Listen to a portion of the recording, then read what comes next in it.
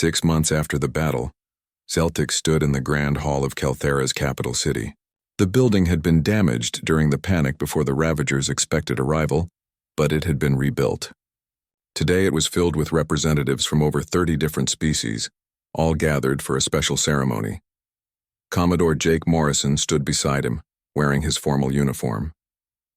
The two had become close friends over the past months. Morrison had finally received orders to return to human space, but before he left, the Valorian government wanted to honor him and all the humans who had fought to save their world. The hall was packed with people. Valorians filled most of the seats, but there were also humans, Tarkonians, Felixians, and many other species. They had all come to witness this moment. On a wall at the front of the hall were thousands of names carved into stone.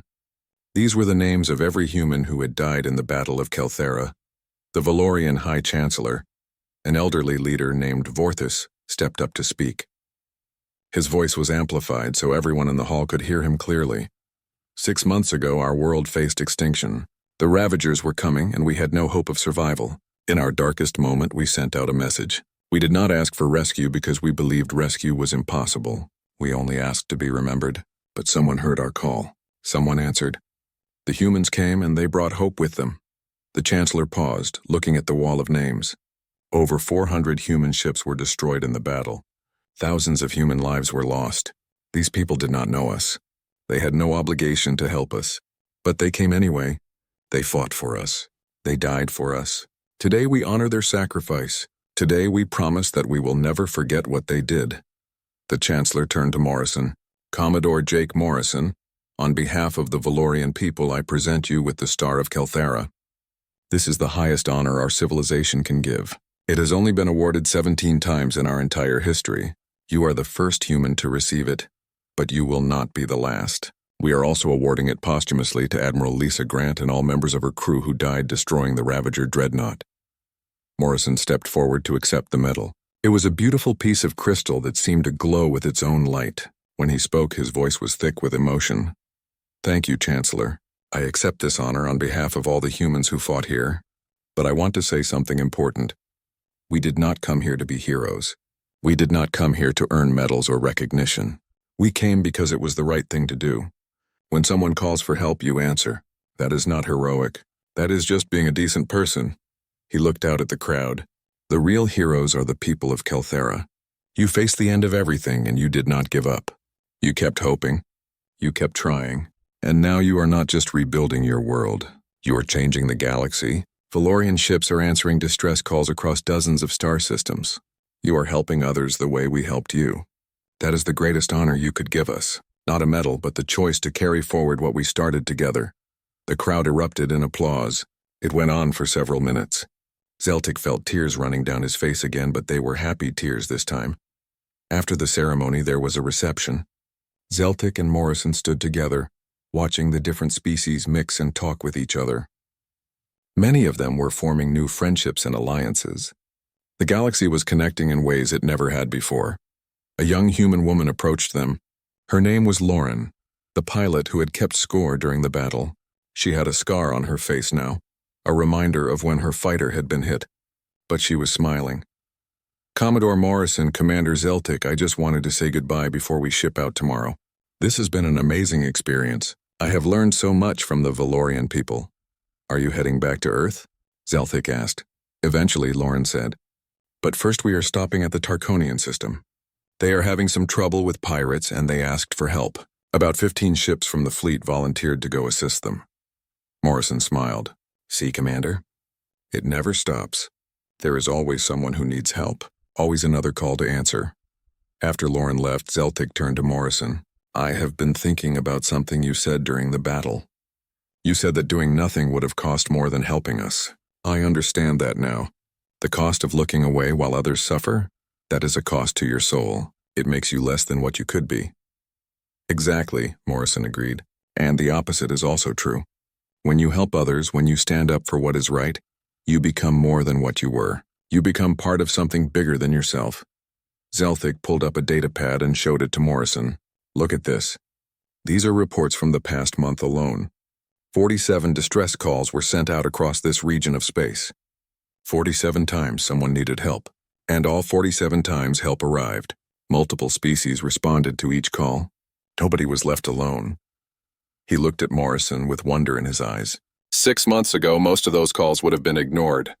Most of those people would have died or suffered with no one to help them. But now everything is different. The galaxy is different. Morrison studied the reports. This is just the beginning, Commander. Imagine what things will be like in a year, in 5 years, in a generation. We are watching the birth of something new, a galactic community that actually cares about all its members. Do you think it will last? Zeltik asked. It was a question he had asked before, but he still worried about the answer. I think it will last because people have seen the alternative.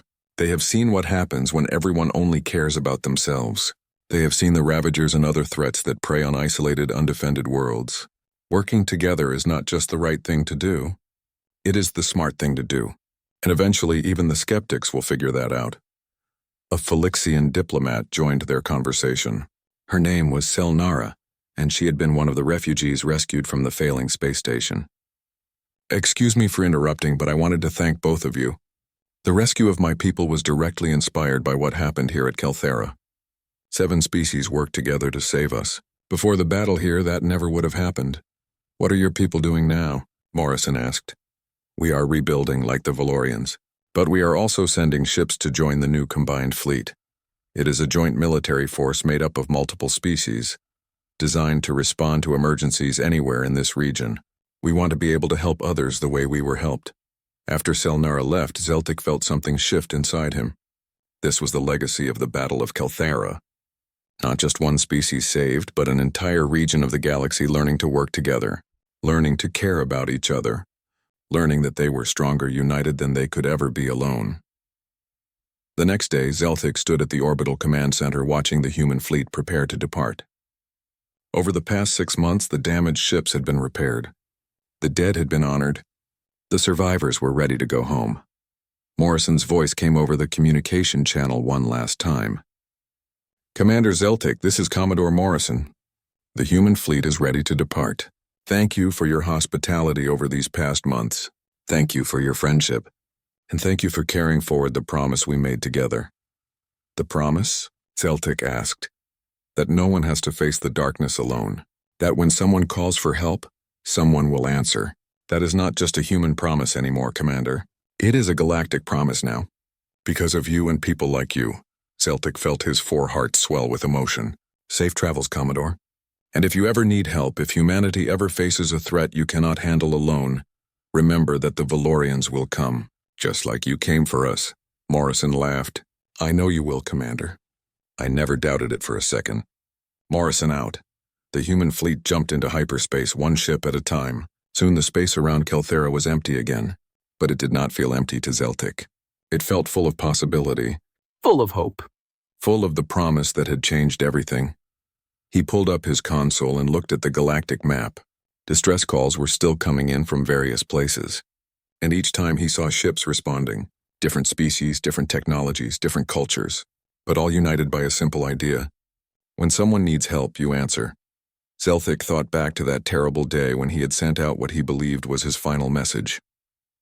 He had asked only to be remembered. But the humans had given him so much more than that.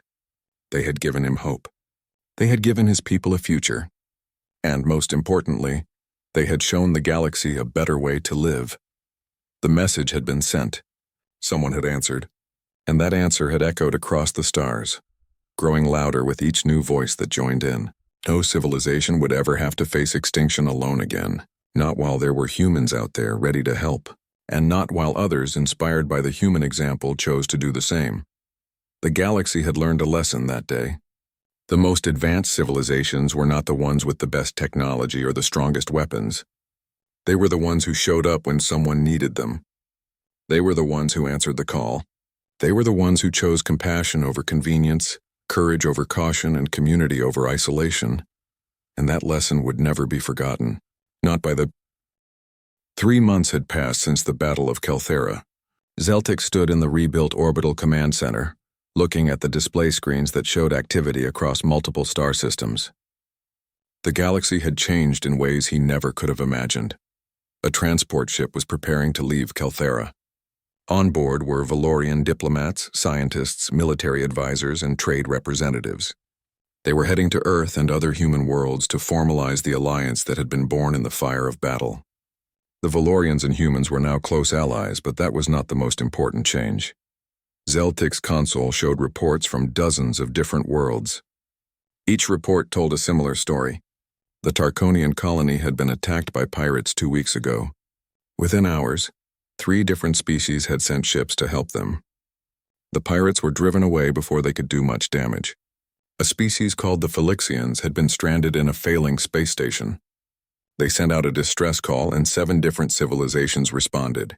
The Felixians were rescued and the station was repaired. Even more amazing were the reports about the Ravagers. The same enemy that had terrorized this part of the galaxy for years was now on the run.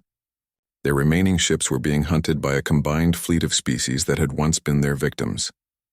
Working together for the first time, these different civilizations were making sure the Ravagers could never hurt anyone again. But the most significant change was happening at a deeper level. More and more species were creating their own versions of the distress call protocol. It was becoming a standard across the galaxy. When someone called for help, others answered. It seemed so simple, but it was revolutionary. Captain Morrison, who had been promoted to Commodore after the battle, stood next to Zeltik. They watched the diplomatic transport ship leave orbit and jump into hyperspace. Morrison had stayed at Calthera for the past 3 months, helping to coordinate reconstruction efforts and train Valorian forces in human combat tactics. "You changed everything," Zeltik said quietly. Before humans arrived, most species followed one rule. Do not get involved in conflicts that do not concern you. Keep your head down. Protect only your own interests. But you humans showed us a different way. Morrison shook his head. We did not do anything special, Commander. We just decided that watching others suffer while we could help was not acceptable. Anyone can make that choice. You proved that when your ships answered that mining colony distress call. The Tarkonians proved it. The Felixians proved it. Everyone is capable of being better than they were. Zeltik was quiet for a moment. Then he asked the question that had been bothering him since the battle. But the cost, Commodore. Admiral Grant and thousands of others died saving my people. How do you justify that? How do you tell their families that their sacrifice was worth it? Morrison's expression became serious. He looked out at the stars before answering. There is an old saying from Earth. It goes like this. All that is necessary for evil to triumph is for good people to do nothing. Admiral Grant knew that truth. Every person who volunteered to come here knew it. They understood that sometimes you have to stand up and fight, even when it is dangerous, even when you might not survive. He turned to face Zeltik directly. You asked us to remember you. You thought you were sending out a final message before your species was destroyed. You wanted someone somewhere to know that the Valorians had existed, that you had tried to be good people. But instead of a goodbye message, you sent out something else. You sent out a call to action. You reminded us why we went to the stars in the first place. Why did you go to the stars? Zeltik asked. To be better than we were on Earth, to make sure that in the bigger universe humans would be remembered as people who helped others, people who stood against evil, people who showed up when they were needed. Your message gave us a chance to prove that we meant what we said. And we did prove it. An alert chimed on Zeltik's console. Another distress call. This one from a research station that was experiencing a medical emergency. Before Zeltik could even respond, his sensors showed multiple ships changing course to help. Human vessels, Valorian cruisers, Tarkonian medical ships, and even some species he had never heard of before. All of them were racing to help strangers in need. Look at that, Morrison said with a smile. 6 different species all working together to help people they have never met. That would never have happened 4 months ago. The galaxy is becoming a better place. Zeltik felt pride swell in his 4 hearts. But he also felt humble. We were so close to being destroyed. If you had not come, if you had ignored my message, the Valorians would be extinct right now. Every time I think about that, I feel scared. But we did come, Morrison reminded him. And you are not extinct. Your people are rebuilding. Your children will grow up and have children of their own. The Valorian civilization will continue for thousands more years. That is what matters, Commander. Not what almost happened, but what did happen. A young Valorian officer named Telmara approached them. She had been trained by human military advisors, and was now one of the most skilled tactical officers in the Valorian fleet. Sirs, the diplomatic transport has successfully entered hyperspace. They should arrive at Earth in 72 hours. Thank you, Telmara, Zeltik said. Then he had an idea. Telmara, tell me something. Why did you volunteer to train with the human military? The young officer thought about the question carefully. Because I want to be able to help others the way the humans helped us, sir. I want to learn how to fight so that I can protect people who cannot protect themselves. The humans showed us that having power means having responsibility. I want to live up to that responsibility. After she left, Morrison turned to Zeltik with a satisfied expression. That is what I am talking about. The next generation is already embracing these ideas. In 20 years, the galaxy will be full of people like Telmara. People who choose to help rather than look away. Do you really think it will last? Zeltik asked. Or will everyone go back to the old ways once the memory of the battle fades? Morrison considered the question seriously. I think it will last because people have seen that it works. Working together is more effective than being alone. Helping each other makes everyone stronger. The species that embrace this new way will thrive. The ones that try to go back to isolation will fall behind. It is not just about being nice. It is about being smart. Over the next few weeks, Zeltik saw more proof that Morrison was right. Trade agreements were being signed between species that had barely spoken to each other before. Joint military exercises were being planned. Scientific knowledge was being shared freely. The galaxy was connecting in ways it never had before. But there were also challenges. Not everyone was happy about the changes. Some species preferred the old ways. Some felt threatened by the idea of cooperation. There were even a few groups that actively opposed what they called human interference in galactic affairs. One day, Zeltik received a message from a Korthian diplomat. The Korthians were a powerful species that had always kept to themselves. The diplomat's message was blunt. Commander Zeltik, the Korthian government wishes to express our concern about the recent changes in galactic politics. We believe that the human distress call protocol is naive and dangerous. It encourages species to take risks they should not take. It promotes interference in matters that should be left alone. We strongly suggest that the Valorian coalition reconsider its alliance with humanity. Zeltik shared the message with Morrison. The Commodore read it and sighed. I was wondering when something like this would happen. Not everyone is going to agree with our approach. Some people are comfortable with the old ways, even if those ways allowed tragedies like what almost happened here. How should I respond? Zeltik asked. Tell them the truth, Commander. Tell them what you believe. Do you think the distress call protocol is naive and dangerous? Or do you think it is the right thing to do? Zeltik thought about that question. He thought about the moment when his world was about to be destroyed and no hope seemed possible. He thought about the humans who had come anyway, who had fought and died to save people they did not know. He thought about how the galaxy was changing, how species were helping each other in ways they never had before. He wrote his response to the Korthian diplomat. Thank you for your message. The Valorian coalition has carefully considered your concerns. However, we believe that the distress call protocol represents the best of what civilization can be. We were saved because humans chose to help us. Now we choose to help others. We respectfully disagree with your assessment, and will continue our alliance with humanity and all species who share our values. After he sent the message, Morrison clapped him on the shoulder. Well said, Commander. You are learning fast, standing up for what you believe in, even when powerful people disagree. That takes courage. I learned from the best teachers, Zeltik replied. Humans taught me that courage means doing the right thing even when it is hard. Even when it is dangerous. Even when others think you are wrong. Morrison smiled. You know what, Commander?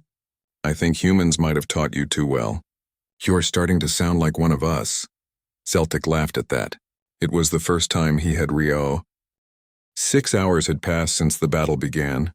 Zeltik stood at his console, watching the last of the Ravager ships jump away into hyperspace. They were running. The most feared military force in the galaxy was retreating in defeat. Of the 312 Ravager warships that had come to destroy Kelthera, only 47 survived to escape. The rest were now debris floating in space around the planet. But the victory had come at a terrible cost. Zeltik's sensors counted the losses on the human side. Over 400 ships destroyed. Thousands of humans dead.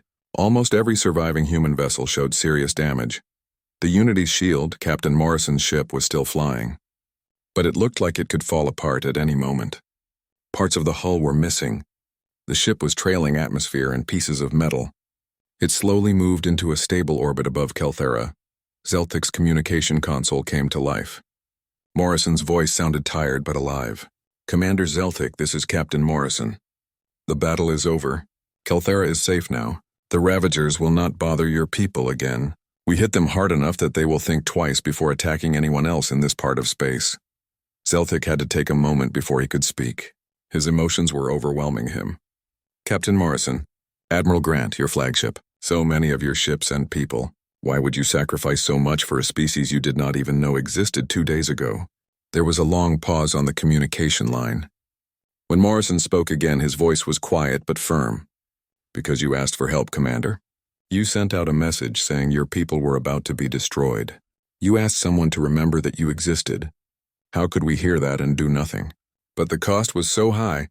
Thousands of your people died today." "Yes, they did," Morrison said. "And every one of them knew the risks when they volunteered to come here. They came anyway. Do you know why? Because doing nothing would have cost more. The cost of letting an entire species be wiped out when we could stop it. That would have been too high a price for our souls." Zeltic looked at his sensor readings, at the list of destroyed human ships, at the thousands of names of the dead. "I do not understand humans. Your tactics were so aggressive. You took unnecessary risks. Admiral Grant sacrificed her flagship to stop a single enemy vessel. Any logical analysis would say your methods were inefficient." Morrison actually laughed at that, though it was a tired laugh. "Maybe you are right, Commander. Maybe our tactics were not efficient. But we won, did we not? Your people are alive. The Ravagers are gone. That was the mission, and we completed it." Over the next several days, Zeltic learned more about these strange humans. Recovery teams came from the human fleet to help rescue survivors from damaged ships. Medical vessels arrived to treat the wounded. Engineers started repairing the worst damage to ships that could be saved. Zeltic met many humans during this time. He learned about the pilot named Lauren, who had kept score during the battle.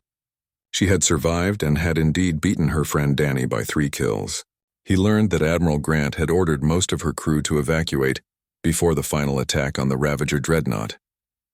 Only she and her bridge officers had stayed behind to pilot the ship. She made sure to save as many of her people as possible, even while sacrificing herself.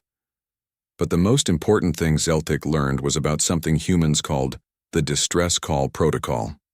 A human officer named Commander Kyle Rogers explained it to him. Kyle was Captain Morrison's second in command, and he had come down to the surface of Kelthera to help coordinate the recovery efforts. They were sitting in Kelthera's command center, drinking something Kyle called coffee. It was a bitter earth beverage that Zeltic found surprisingly pleasant. "The Distress Call Protocol is simple," Kyle explained. "Any human ship that receives a legitimate distress call must respond if they are able. Any human within range who can help is expected to help. It is not really a law. Nobody will arrest you if you do not respond. It is more like a promise we all made when humanity first went out to the stars." "A promise?"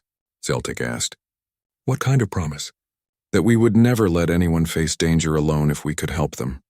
That if someone cries out in the darkness, they will find a friend. That we will be the kind of people who show up when we are needed." Kyle took a sip of his coffee and looked out the window at the damaged ships in orbit. "You see, Commander, human history is full of times when help did not come. Times when people suffered because others looked away. Times when good people did nothing while bad things happened. We have made a lot of mistakes as a species. We have done terrible things to each other and to our own planet." He turned back to Zeltic. "But when we finally made it to the stars, we decided something. We decided that out here, in the bigger universe, we would be better than we were at home. We would be the people who answer the call. We would be the ones who help no matter what the cost. That is the promise we made. That is why 2,000 ships came to save your planet." Zeltic felt his 4 hearts beat faster. "But you could have ignored my message. You could have said it was not your problem. Most species in the galaxy follow a simple rule. Do not get involved in other people's conflicts. Mind your own business. Stay safe, survive." Kyle nodded. "Yes, that is the safe choice. That is the smart choice. But humans decided a long time ago that some things are more important than being safe. Doing the right thing is more important. Helping people who need it is more important. Standing up to bullies is more important. Even if it means you might die, especially if it means we might die. Because if we are not willing to risk anything, then what good are we? What is the point of having ships and weapons and technology if we only use them to protect ourselves? We wanted to be more than that. We wanted to matter. Over the next few weeks, Zeltik watched the humans work. They helped repair Kelthera's orbital defenses. They shared their medical technology to help treat Valorian civilians who had been injured during the panic before the battle. They even sent engineers down to the planet to help rebuild some infrastructure that had been damaged. And they did all of this while also repairing their own heavily damaged fleet. They did not ask for payment. They did not demand anything in return. They just helped because help was needed. One day, Zeltik was working in the command center when an alert came through. It was a distress call from a mining colony 3 star systems away. They were under attack by pirates. Before Zeltik could even finish reading the message, he saw ships on his sensors changing course. Human vessels were already moving to help. But they were not alone. 3 Valorian patrol ships that had survived the battle were also heading toward the mining colony. Even one of the medical ships, which had no weapons at all, was moving to provide support. Kyle was standing next to him, watching the same display. He smiled. "It is spreading." "What is spreading?" Zeltik asked. "The idea. The promise. Your people saw what we did, and now they are doing it too. Those Valorian ships are answering a distress call from people they do not know, just like we answered yours." Zeltik felt something change inside him at that moment. He understood now. The humans had not just saved Kelthera. They had taught the Valorians something more important. They had shown them a better way to live. That night, Zeltik called a meeting of his fellow commanders. They discussed what had happened and what it meant for their future. By the end of the meeting, they had made a decision. The Valorian coalition would adopt their own version of the distress call protocol. From now on, any Valorian ship that received a call for help would respond if they were able. When Zeltik told Kyle about the decision, the human commander clasped his shoulder in a gesture of friendship. "Commander, I think this is the beginning of something special. Not just for Valorians and humans, but for everyone. Imagine a galaxy where every species looks out for each other, where no one has to face danger alone, where bullies like the Ravagers find a united front opposing them. Is such a thing possible?" Zeltik asked. Kyle looked up at the stars through the viewport. 2 weeks ago, you thought it was impossible for help to reach you in time. But it did. Sometimes, Commander, the impossible just needs someone brave enough to try. Zeltik thought about those words for a long time. The humans had done the impossible. They had traveled faster than they should have been able to. They had won a battle they should have lost. They had paid a terrible price, but they had saved an entire species from extinction. And now, inspired by their example, others were starting to do the same. The Valorians were not the only ones. Reports were coming in from across the galaxy. Other species were helping each other in ways they never had before. The human example was spreading like fire through dry grass, changing everything it touched. Zeltik had not slept in 35 hours. He stayed in the orbital command center, watching the sensors and waiting. Every few minutes, he checked the time. The humans had promised to arrive in 36 hours. That time was almost up. Part of him expected nothing to happen. Part of him hoped he was wrong. Corthan was sitting at the sensor station monitoring space around their planet. He suddenly jumped up from his seat. All 3 of his eyes were wide open in shock. "Commander, sir, you need to see this right now." Zeltik rushed over to the sensor display. What he saw made no sense. The screen was filling up with jump signatures. These were the energy readings that appeared when ships traveled through hyperspace and arrived in normal space. But there were so many of them, dozens, hundreds, the sensors could barely keep up. "What is happening?" Zeltik asked. "Are those the Ravagers? Have they arrived early?" Corthan was typing commands into his console, trying to identify the ships. His hands were moving fast as he worked. Then he stopped. He looked at Zeltik with an expression of complete disbelief. "No, sir. These are not Ravagers. The computer says they are human ships." Zeltik looked at the main view screen. His breath caught in his throat. Ships were appearing in orbit around Kelthera. Big ships.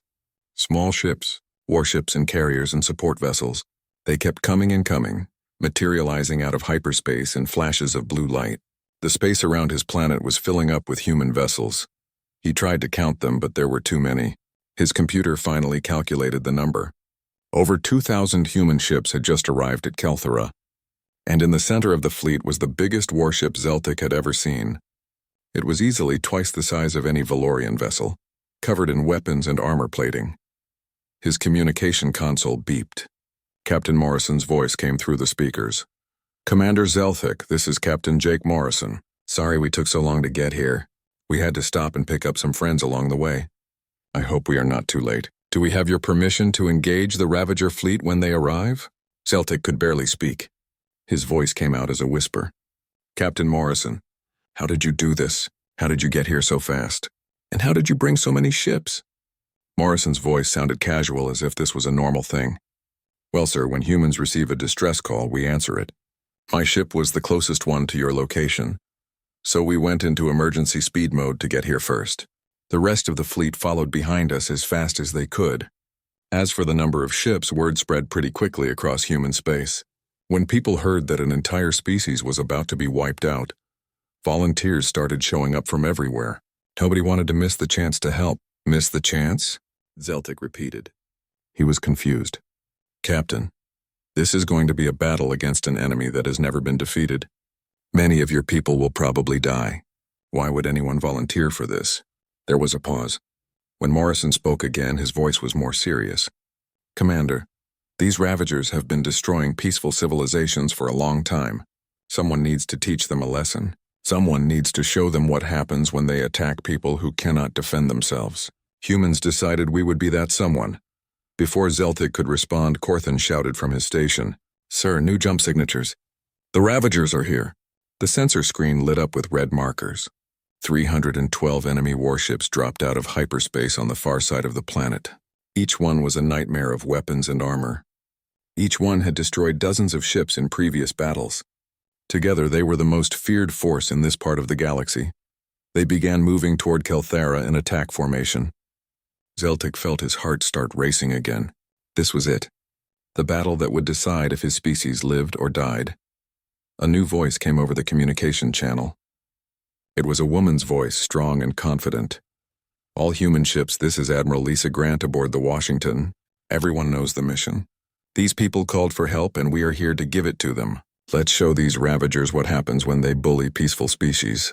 All weapons are free to fire. Attack!" The human fleet surged forward to meet the Ravagers.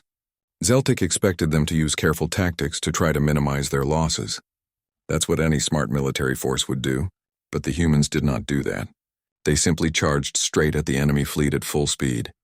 The two fleets crashed together in an explosion of weapons fire and energy shields. Space lit up with laser beams, missiles, and plasma bolts. Ships on both sides started taking damage immediately. The humans were fighting at close range, almost ship to ship. It was the most aggressive military tactic Zelthik had ever seen. "They are insane," Corthan whispered.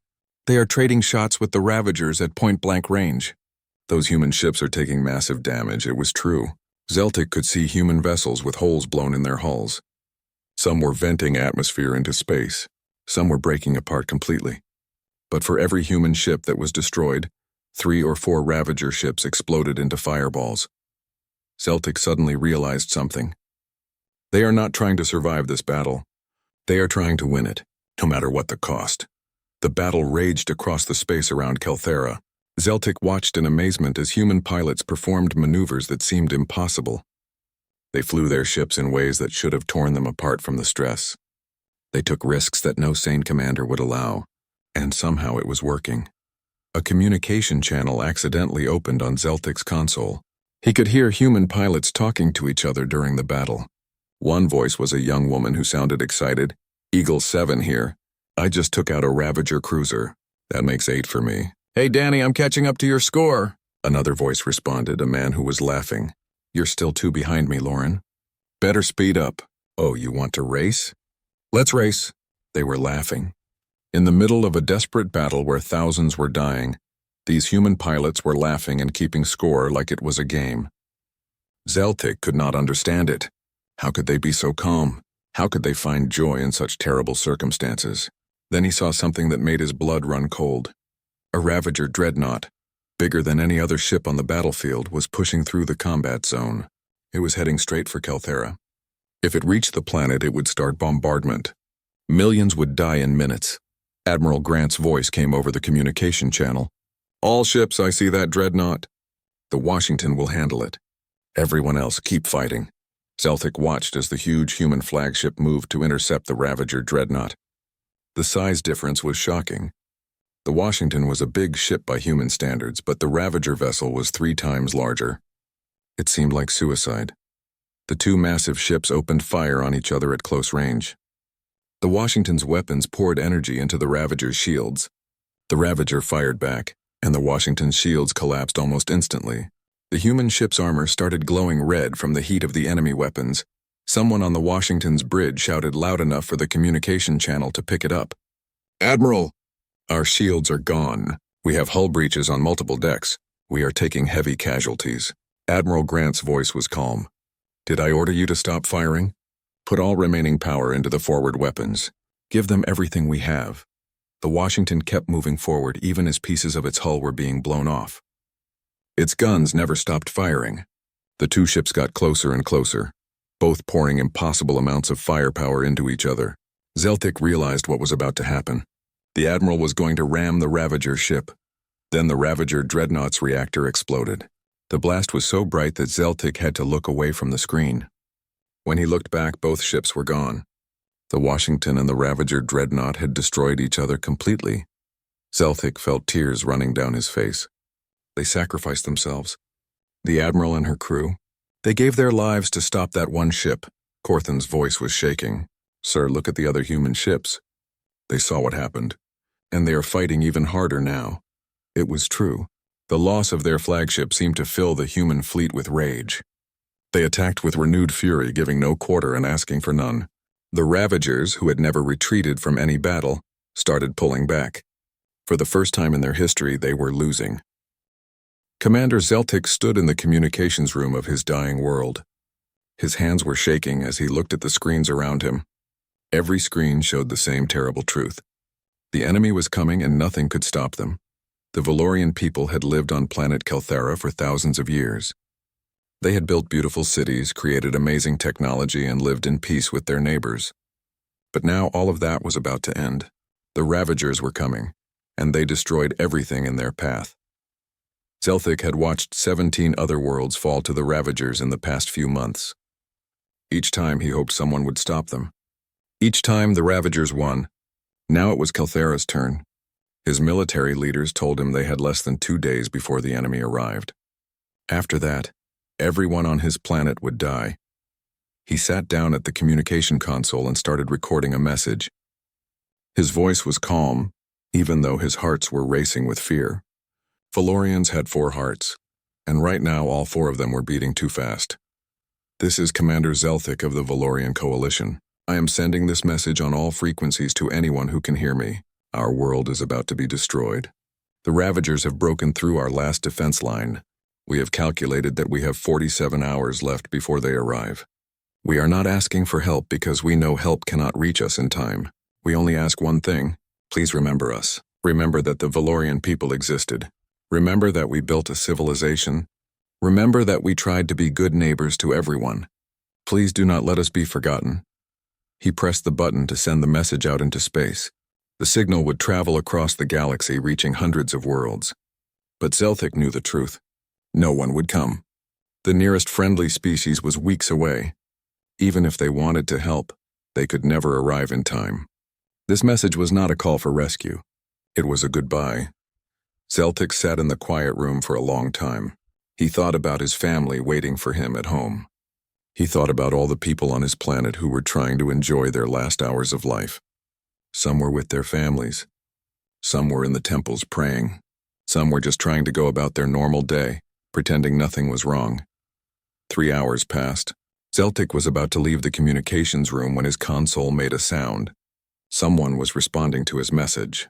His first thought was that it must be scavengers or criminals trying to take advantage of the situation.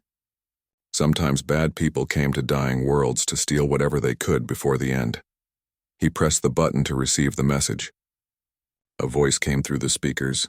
It was speaking in Galactic Common Language, but with an accent Zeltic had never heard before. "Valorian Coalition, this is Captain Jake Morrison of the human vessel Unity's Shield. We have received your distress call. Please tell us about your current situation. What kind of enemy are you facing? How many ships do they have?" Zeltic felt confused. Humans? He quickly typed the word into his computer database. The results made him even more confused. Humans were a young species from a small planet called Earth. They had only been traveling in space for a short time. They had no major military power. They had no great technology. They were nobody important in galactic affairs. Captain Morrison, Zeltic replied, trying to sound polite. Thank you for responding to my message. But I must be honest with you. Unless you have a fleet of powerful warships, there is nothing you can do to help us. The Ravager force has more than 300 ships. Each ship is heavily armed and protected. They have destroyed every military force that has tried to stop them. I sent my message only to be remembered, not to ask for rescue. Please save yourself and your crew. Do not come here to die with us. There was silence on the communication line for a moment. Then Captain Morrison spoke again. Something in his voice made Zeltic pay close attention. The human did not sound scared or sad. He sounded determined. Commander Zeltic, you said you have 47 hours left, correct? Yes, that is correct. 47 hours until the Ravagers arrive. Understood. We will be there in 36 hours. Unity's shield out. The communication line went silent. Zeltic stared at his console in complete shock. The human ship was more than 60 light-years away. Even with the fastest engines in the galaxy, that journey should take at least 4 days. How could they possibly arrive in 36 hours? And even if they could, what would one small ship do against 300 warships? Zeltic wanted to call the human back. He wanted to tell him not to throw his life away for nothing. But something stopped him. Maybe it was the way the captain had spoken. Maybe it was the tiny spark of hope that suddenly appeared in his chest. Or maybe he just wanted to believe that someone somewhere actually cared enough to try. He sat back in his chair and looked at the stars on his view screen. In 36 hours, he would learn the truth. Either the humans would arrive and prove themselves to be something special, or they would not arrive at all. Either way, at least someone had answered his call. At least someone had heard him. Zeltic left the communications room and went to find his fellow officers. He needed to tell them what had happened. When he found Corthan, his second-in-command, he explained about the human response. Corthan looked just as confused as Zeltic felt. Humans? I have never heard of them. Do they have a powerful fleet? No. According to our database, they are a minor species with limited military capability. Then why would they promise to come here? Are they insane? Zeltic thought about that question. Maybe the humans were insane. Or maybe they were something else. Something the galaxy had not seen before. Something that would answer a desperate call for help, even when logic said it was impossible. I do not know, Zeltic finally answered, but we will find out in 36 hours. He walked to the window and looked up at the night sky. Somewhere out there, a human ship was racing toward them at impossible speed, either to save them or to die trying. Zeltic did not know which one would happen. But for the first time in weeks, he felt something other than despair. He felt hope. The message had been sent. Someone had answered. And now all he could do was wait.